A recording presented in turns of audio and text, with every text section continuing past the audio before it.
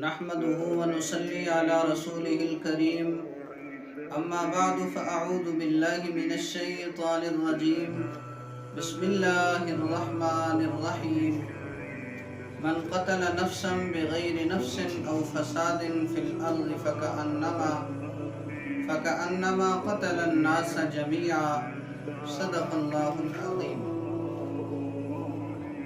میرے انتہائی واجب الاحترام معزز مسلمانان گرامی، عزیز بھائیوں اور بہنوں، واجب الاحترام سامعین و ناظرین،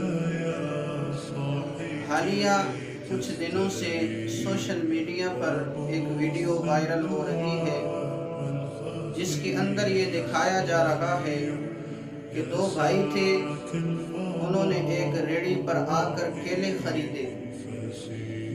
کیلے کا ریٹ 130 روپے درجن تھا، ان کے پاس 100 روپے تھے اور اسی طرح ساتھ 5000 کا نوٹ تھا۔ تو انہوں نے کہا کہ یہ 100 روپے کے کیلے دے دیں یا ایک درجن ہی دے دیں، لیکن 30 روپے ہمارے معاف کر دیں، ہمارے پاس 5000 کا نوٹ ہے، اسے ہم کھلا نہ کروائیں۔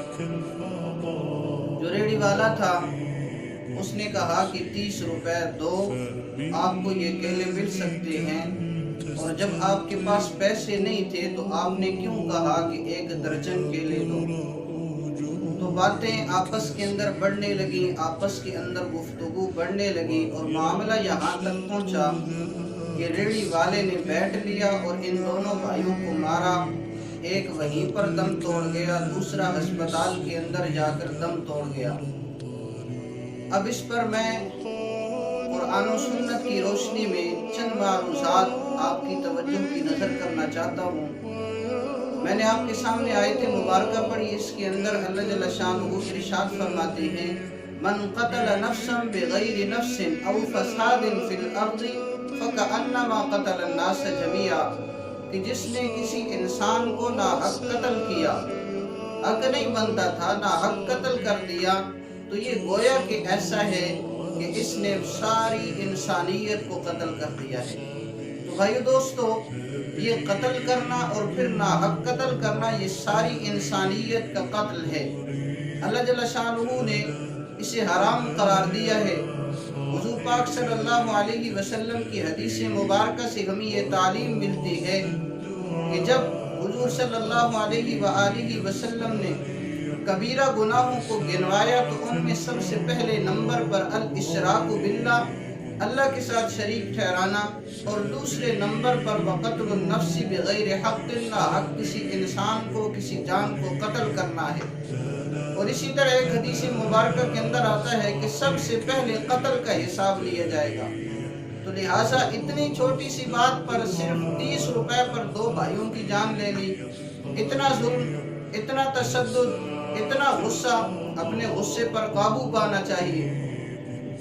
شریعت ہمیں یہ تعلیم دیتی ہے کہ جب غصہ آ جائے تو اگر ہم کھڑے ہیں تو بیٹھ جائیں، بیٹھے ہیں تو کھڑے ہو جائیں، بیٹھے ہیں تو لیٹ جائیں، وضو کر لیں تاکہ آپ کا جو غصہ ہے یہ غلط جگہ پر نہ نکلے۔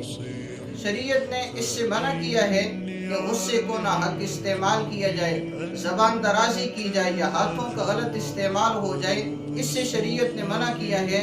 لہٰذا اتنا غصہ اچھا نہیں ہے کہ بندہ فقط 30 روپے کی خاطر دو نفسوں کی، دو انسانوں کی جان لے لے، یہ بات درست نہیں ہے۔ شریعت ہمیں یہ تعلیم نہیں دیتی، لیکن آج کل المیہ یہ ہے کہ قرآن و سنت سے ہم دور ہو چکے ہیں، شریعت سے ہمارا گویا کہ کوئی واسطہ ہی نہیں ہے، ہم صرف نام کے مسلمان رہ گئے ہیں، قرآن و سنت کی تعلیمات سے ہم غافل ہیں۔ قرآن ہمیں کیا کہتا ہے، حدیث مبارکہ ہمیں کیا کہتی ہیں، اس پر ہم بالکل عمل نہیں کرتے۔ حالانکہ اگر قرآن و سنت کے مطابق زندگی گزاری جائے تب ہی دنیا کے اندر بھی انسان کامیاب ہوتا ہے، آخرت کے اندر بھی کامیاب ہوتا ہے۔ تو اللہ جل شانہ نے آیت مبارکہ کے اندر قرآن کریم میں اس چیز کو درست نہیں فرمایا کہ یہ ایک جان کو قتل کرنا ساری انسانیت کو قتل کرنا ہے، اور حضور صلی اللہ علیہ وآلہ وسلم نے اسے کبیرہ گناہ قرار دیا ہے۔ تو ایک مومن کو چاہیے، مسلمان کو چاہیے کہ وہ قرآن و سنت کا پابند ہو، कबीरा गुनाहों से बचने वाला हो, फिर इतनी छोटी सी बात पर इतना बड़ा कदम उठा लेना, बंदे को सोचना चाहिए, अपने गुस्से पर काबू पाना चाहिए। अल्लाह जल्ल शानुहु की ज़ात से दुआ है, जो कहा सुना अल्लाह जल्ल शानुहु समझ कर अमल करने की तौफीक अता फरमाए। व आखिरु दावाना अनिल हम्दुलिल्लाहि रब्बिल आलमीन।